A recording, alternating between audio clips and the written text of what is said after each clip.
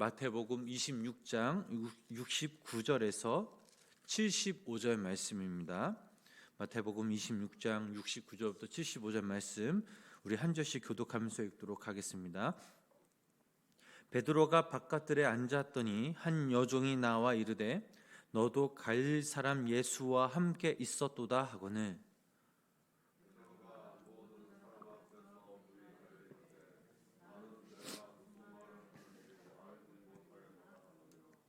앞문까지 나아가니 다른 여종이 그를 보고 거기 있는 사람들에게 말하되 이 사람은 나사렛 예수와 함께 있었도다 하매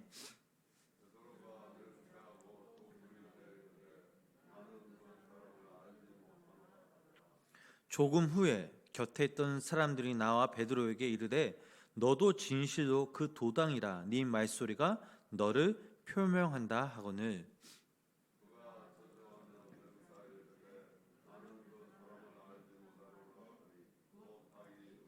함께 읽겠습니다. 이에 베드로가 예수의 말씀에 딱 울기 전에 내가 3번 나를 부인하리라 하심이 생각나서 밖에 나가서 심히 통곡하니라. 아멘. 오늘 하루도 하나님의 말씀을 붙잡고 살아가는 우리 성도님들에게 굳센 믿음과 그분의 은혜가 함께 하시길 주님의 이름으로 간절히 축원합니다.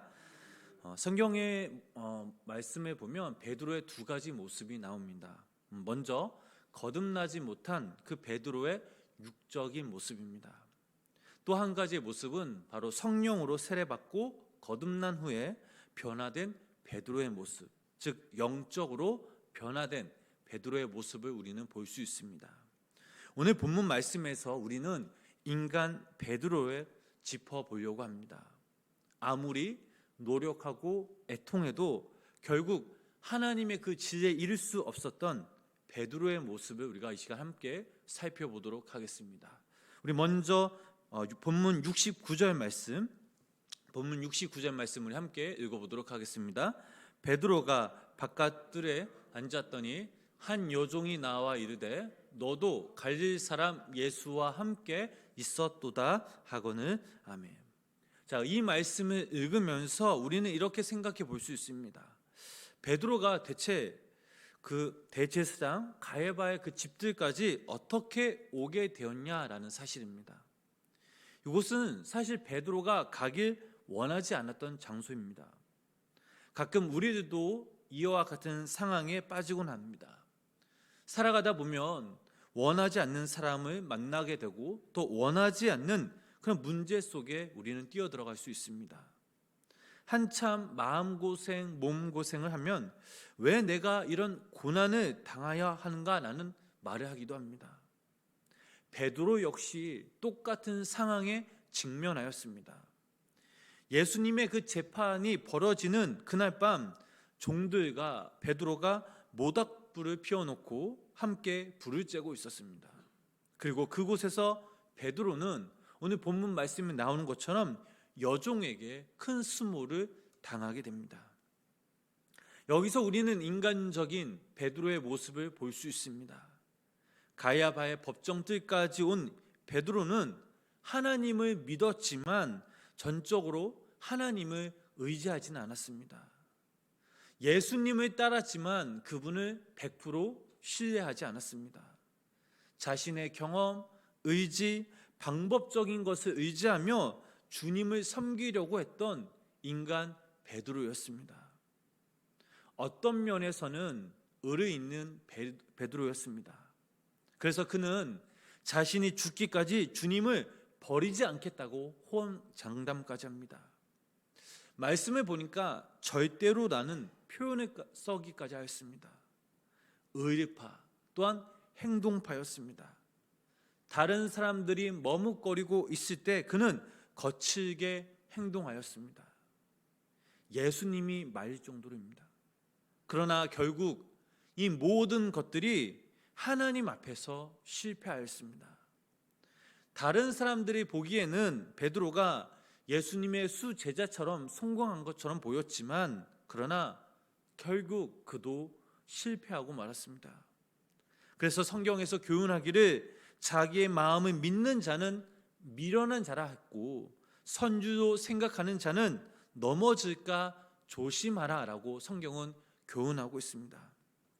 그러므로 우리도 살아가면서 우리 자신을 의지하거나 자랑해서는 안 됩니다.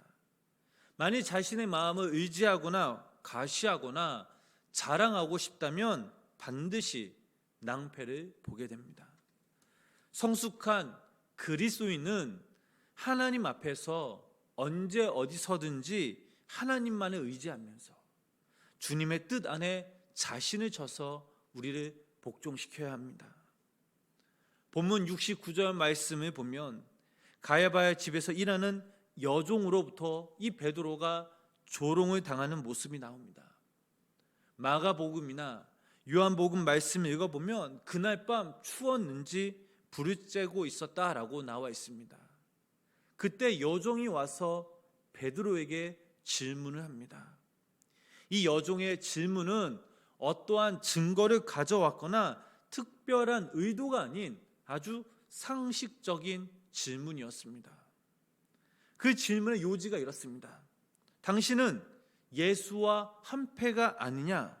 이 단순한 질문입니다. 이 질문을 들은 베드로는 순간 당황하여 이렇게 대답합니다. 본문 70절 말씀 우리 함께 읽어보도록 하겠습니다. 베드로가 모든 사람 앞에서 부인하여 이르되 나는 네가 무슨 말을 하는지 알지 못하겠노라 하며.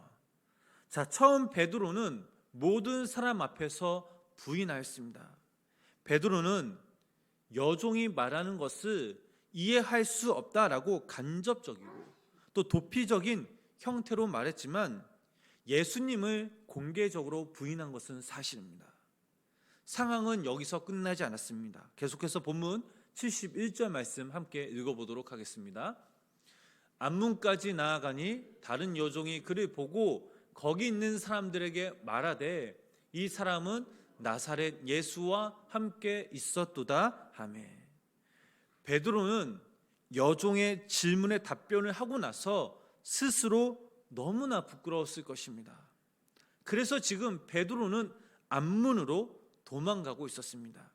그러나 안문으로 도망갈 때 또 다른 여종이 베드로의 발목을 잡습니다. 이 사람은 나사렛 예수와 함께 있었도다라고 말한 것입니다. 이에 베드로가 두 번째 대답을 하게 됩니다. 본문 72절 말씀 함께 읽어보도록 하겠습니다. 베드로가 맹세하고 또 부인하여 이르되 나는 그 사람을 알지 못하노라 하더라. 두 번째로 추궁을 당하자 베드로는 맹세하고 부인한다라고 하였습니다. 여기서 베드로는 그 사람을 모른다라고 말함으로써 예수님을 직접 부인하였습니다. 그는 자기가 사랑했던 예수님을 그 사람이라는 경멸하는 표현으로 부렸습니다. 세 번째로 그 옆에 있던 사람이 또다시 질문합니다. 본문 73절 말씀 우리 계속해서 함께 읽어보도록 하겠습니다. 조금 후에 곁에 섰던 사람들이 나와 베드로에게 이르되 너도 진실로 그 도당이라 네 말소리가 너를 표명한다 하거늘. 아멘. 차라리 베드로가 여종들 사람들 앞에 침묵했더라면 이런 수모를 당하지 않았을 텐데 베드로가 한마디 한마디 하는 순간 상황은 점점 꼬이게 됩니다. 사람들이 말하기를 네 말소리가 너를 표명한다라고 하였습니다. 이 말의 뜻은 베드로의 말투, 즉 이 사투리가 예수님과 똑같다라는 말입니다. 말투와 또 사투리가 똑같다고 해서 어떻게 같은 사람으로 취급을 받을 수 있겠습니까? 생각해 보면 조금은 이해하지 못하는 상황, 비합리적인 논리이지만 그러나 베드로는 이미 약해질 때도 약해져 있었고 또한 겁을 제대로 먹은 상태였습니다. 무슨 말을 했던 간에 많은 사람들한테 쉽게 약점을 잡히고 판단의 능력이 없다라는 사실입니다. 그래서 그는 자신이 원하지 않는 그런 대답을 결국 하고 말았습니다. 본문 74절 말씀 계속해서 한번 읽어보도록 하겠습니다. 그가 저주하며 맹세하여 이르되 나는 그 사람을 알지 못하노라 하니 곧 닭이 울더라. 아멘. 자, 베드로의 세 번째 부인은 예수님을 모른다고 대답한 것이 아닌 저주하며 맹세하여 모른다라고 하였습니다. 이것은 베드로의 진심이 아닐지언정 그가 그렇게 말을 해버리고 만 것입니다. 이것이 바로 베드로의 인간적인 신앙의 모습입니다. 주님 안에서 거듭나지 않는 모습입니다. 이러한 신앙을 내가 원하지 않는 말을 하게 되고 또 원하지 않는 행동을 하게 되고 결국에는 원하지 않는 그런 결과를 갖게 됩니다. 그렇다면 베드로만 이런 실수를 할까요? 아닙니다. 우리 모두 다 이와 같은 실수를 반복하면서 살아갑니다. 이것이 오늘날 우리들의 모습입니다. 아무리 지식이 있어도 하나님을 믿는 사람들이라 할지라도 인간은 이런 실수와 자기 절망을 경험하게 됩니다. 우리가 언제 가장 깊은 절망을 하게 됩니까? 바로 자기 자신에 관해 절망할 때입니다. 자신 스스로에게 절망하고 절망하는 사람은 결국에는 갈 길을 잃어버리곤 맙니다. 그렇다면 참된 신앙은 무엇입니까? 인간의 그 모습을 벗어 던지고 인간적인 생각과 의지에서 탈출하는 것입니다.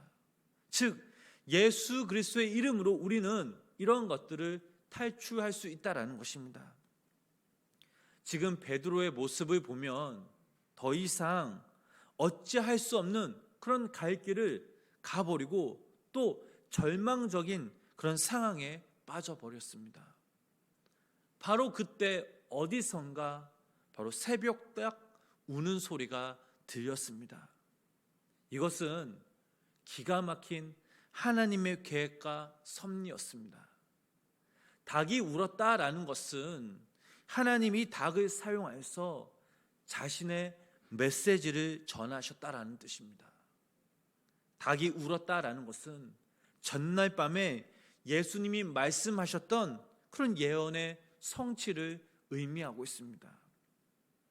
닭의 울음소리를 듣고 베드로는 모든 것을 확연하게 깨닫게 됩니다.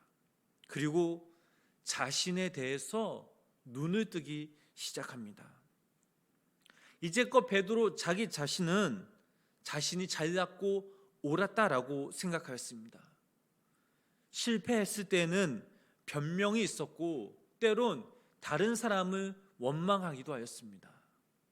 한 번도 자신 스스로 잘못했다라는 것을 인정하지 않았습니다. 물론 이 실수는 한 번, 두 번까지는 인정하지 않았습니다.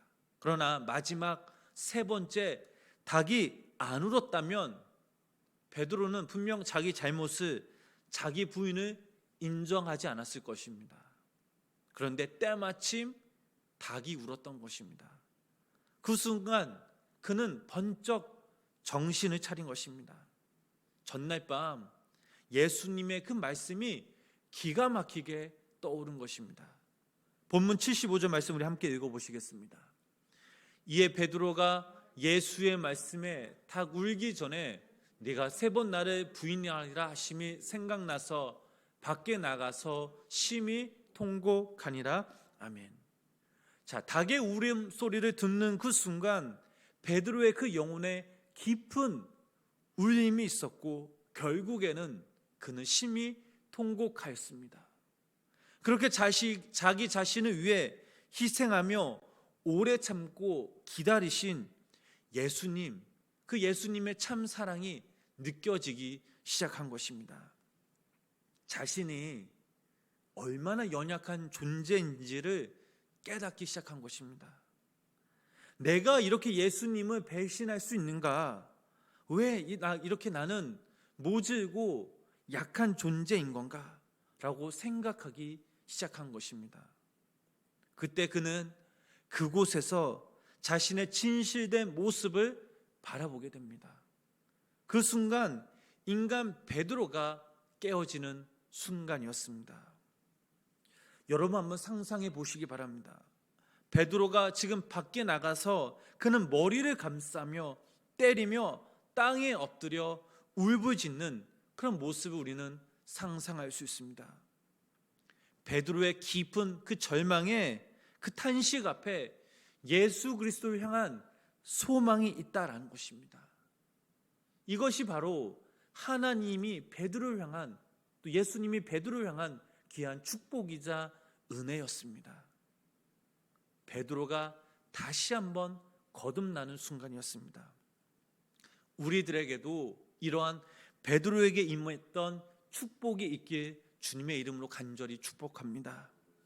하나님의 음성을 듣고 나약한 우리의 모습을 우리가 주님께 고백하며 회개할 때에 성령님이 우리의 마음을 품어주십니다. 하나님, 저는 참으로 나약한 존재였습니다. 저는 주님을 미워하기도 하였습니다. 제가 신앙으로 살아왔다라고 하지만 그러나 제 모습에는 주님을 향한 이중적인 모습이 있었습니다.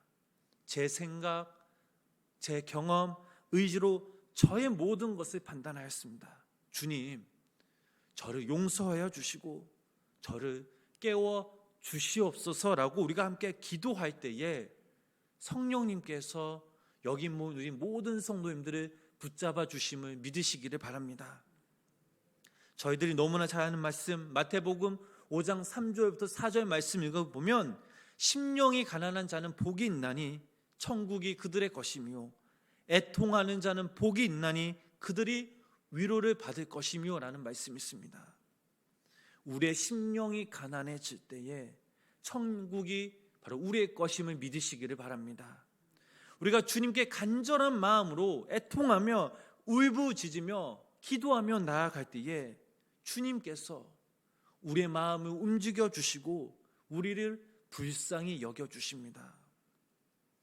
사랑하는 성도 여러분, 베드로라는 이름의 뜻은 바로 반석이라는 뜻입니다. 베드로는 훗날 로마에서 십자가 처형을 받을 때에 거꾸로 매달리기를 원했다고 합니다. 이유는 즉 예수님이 십자가에 바로 매달렸으니 제자인 자신은 거꾸로 매달려야 한다고 다 강력하게 말했다고 합니다. 이렇게 반석 같은 굳은 신앙의 모범을 가진 베드로, 부활하신 주님을 뵙기 전, 성령의 세례를 받기 전에는 모래알처럼 연약했음을 오늘 본문 말씀 통해 우린 볼 수 있습니다. 그러나 오늘 그 예수님의 그 말씀을 깨닫는 그 순간 베드로는 육적인 모습에서 벗어나 성령의 사람으로서 거듭났습니다. 우리들에게도 이러한 신앙의 과정이 있었고 또한 이러한 시간들이 요구된다는 사실을 우리는 기억해야 합니다.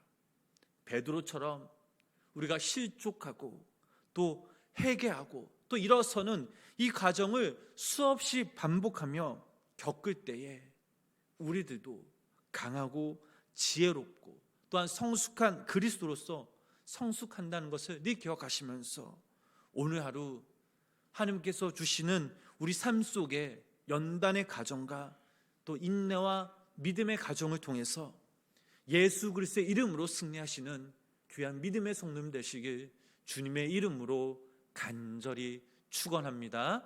기도하겠습니다. 하나님 아버지, 오늘도 이 새벽 우리를 향한 주님의 그 사랑 부르심에 다시 한번 깨닫습니다. 당신의 은혜와 사랑이 없었다면 오늘 이 시간 우리들은 이 자리에 앉을 수 없음을 고백합니다. 이 시간 우리를 향한 하나님의 그 계획하심을 믿고 순종하면서 전적으로 우리가 하나님의 말씀을 의지하는 귀한 믿음의 성도님들 되게 하여 주시옵소서. 아버지 하나님, 우리들도 베드로처럼 육적인 그 삶에서 벗어나 성령의 사람으로서 거듭나기 간절히 소망합니다.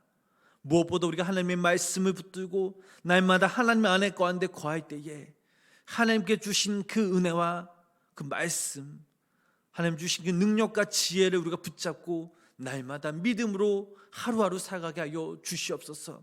때론 우리가 넘어질 수 있습니다. 때론 고난 가운데 겪을 수 있습니다. 그러나 그 고난에 안주하며 살아가는 것이 아니라 우리가 그때에 눈을 들어서 하나님을 바라볼 수 있는 믿음 우리에게 부어주시고, 하나님 전적으로 우리가 천국 가는 그날까지 이 땅에서 하나님의 자녀로서 하나님이 나의 우선순위, 삶의 우선순위임을 고백하면서 전적으로 하나님이 걸어가신 그 길을 믿음으로 걸어갈 수 있는 귀한 믿음의 성도님들 되게 하여 주시옵소서. 오늘도 이 새벽 우리가 주님께 간절히 부르짖며 기도하며 나아갑니다. 하나님, 나라와 민족을 위해서, 또 교회를 위해서, 우리 가정을 위해서 함께 이 시간 함께 기도하며 나아갑니다. 하나님, 오늘도 이 시간 함께 하여 주시고, 오늘도 이 시간 우리의 기도 소리에, 우리의 하나님의 그때에 우리의 기도 응답되어지는 놀라운 역사가 우리 삶 가운데 임하게 하여 주시옵소서. 예수님의 이름으로 간절히 기도드렸습니다. 아멘.